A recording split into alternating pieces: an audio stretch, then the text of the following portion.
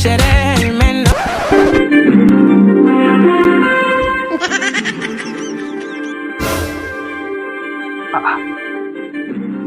Baba mwenye nyumba huyu. Unashangaa nini? Unashangaa nini?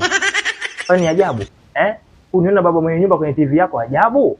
Wewe unataka kunilipa kodi yangu na kupigia simu uokoti. Na kutumia meseji ujibu, si ndio? Ukajikuta mjanja mwenyewe. Mimi hivi vitu vidogo sana kuonekana katika TV ni vitu vidogo sana. Nadhani unanijua kazi yangu. Mimi ni mganga mmoja mkubwa sana. Unanijua ila tu ni dharau, utaki kushika siri zangu. Sasa nakwambiaje? Leo utanipa kodi yangu. Utanipa unipi?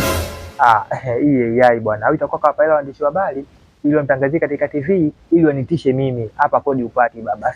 Hapa silipi kodi. No. Unipi. Hivi unaona masiala? Unaona kama sipo live Ngoja nikuoneshe kitu kwanza. Naota. Naota jamani, au kweli? Utanipa kodi yangu unipi? Hata kama silipi bwana, silipi kodi, sikupi. Wewe mbishi Kweli. Baba, utanipa unipi? Nikuongeze lingine? Baba nakupa. Nakupa lako baba. Nipe langu. Nipe langu hapa katika TV, nipe hapa. Hata hapo umekuja kipindi kibaya, sina hata hela hapa da. Ngoja. Na buku tu basi, naomba pokea hii basi, poza machungwa angalau basi baba mwenye nyumba. Nini? Yaani una buku? Na kudai 999,999 unanipa buku? Ila nipe hiyo 1055. Nitanunua hata sigara nipe. Nilisha kwenye TV huko. Leta haraka hela hiyo.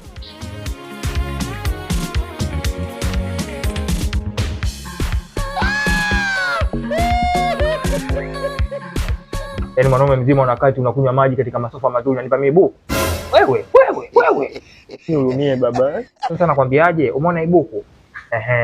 Hii hujalipa kodi. Hii ni kama umenipoza kutoka huko kuja hapa. Sawa Alafu siku nyingine uache kukaa katika nyumba zatu kama huna kodi.